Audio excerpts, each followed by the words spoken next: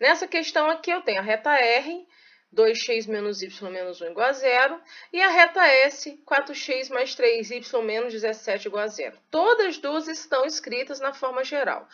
A primeira coisa que eu faço é colocar essas equações da seguinte forma: letras no primeiro membro e número no segundo, porque nós vamos fazer um sistema. E na hora de fazer o sistema, o caminho ideal é que elas estejam assim, né? Dá para fazer com elas do jeito que elas estão, mas é mais fácil fazer assim. Então, vou arrumar a reta R do jeito que eu falei, deixando só letras no primeiro membro e passando o número sozinho para o segundo membro, que é o 1.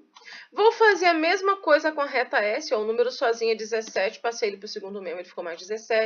E aí vou pegar as duas equações nesse formato aqui e vou formar um sistema. Aqui a primeira equação, 2x menos y igual a 1. A segunda equação, 4x mais 3y igual a 17.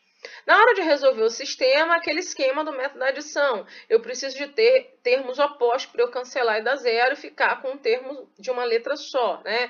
Ou cancelar o x ou cancelar o y. Eu percebo aqui, por exemplo, que se eu multiplicar esse 2 aqui por menos 2, vai dar 4 e eu vou poder cancelar o x.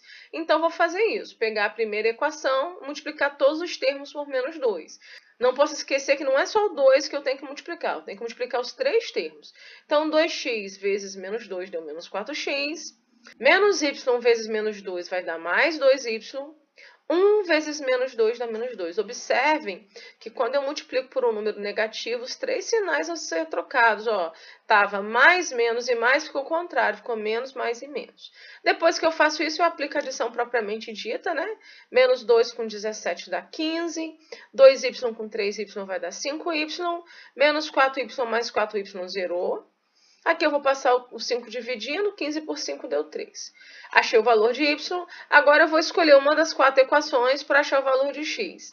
Eu vou escolher a primeira, porque se eu estou achando o valor de x, eu vou pegar uma que tem o menor número possível e o x positivo, porque facilita os nossos cálculos. Então, peguei a primeira.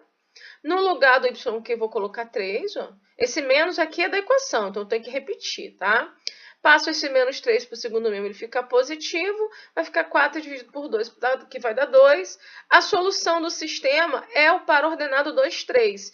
Esse é o ponto de encontro dessas duas equações. Quando eu junto duas equações num sistema e encontro a solução, esse ponto de coordenadas 2, 3 é o ponto de encontro das duas retas. Isso já foi estudado no segundo ano, quando a gente estudou sistema.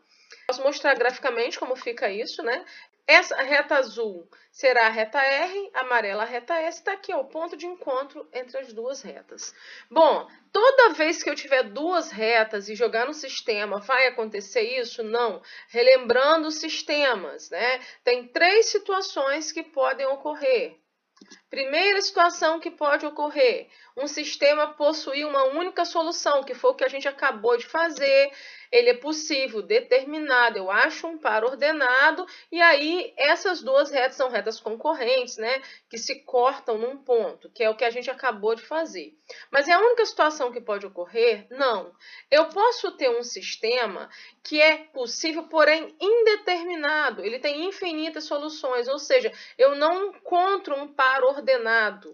E aí, essas retas são coincidentes. Na verdade, as duas equações dos sistemas vão ser iguais, né? Elas são equivalentes, eu tenho a mesma reta.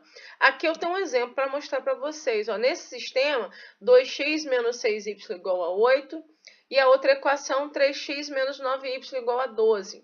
Se eu pegar essa equação de cima aqui e multiplicar por 3, e a de baixo multiplicar por menos 2, quando eu for fazer de novo, o que vai acontecer? Vai zerar tudo, porque elas são iguais. Se a gente pegar essa equação de cima e multiplicar por menos 1, dá a de baixo. Ou seja, são equações equivalentes. É a mesma equação escrita de forma diferente, como se fossem retas sobrepostas, tá? Isso acontece quando o sistema é possível e indeterminado. Então, toda vez que eu pegar um sistema para ver posição de reta, que eu chegar nessa situação, 0y igual a 0, que é uma coisa que eu não posso determinar a solução, é porque as retas são coincidentes. E pode acontecer uma terceira situação, que é quando o sistema é impossível. E aí essas retas são paralelas. Quando que o sistema é impossível? Quando eu chego numa equação impossível. Eu vou resolvendo o meu sistema e chego a 0y igual a menos 8. Por que isso aqui é impossível? Porque eu teria que dividir menos 8 por 0 e divisão por 0 não é possível de ser feita. Então eu tenho três situações. Quando o sistema é possível e determinado, que eu acho um par ordenado e esse par ordenado é o ponto de encontro das duas retas e elas são concorrentes.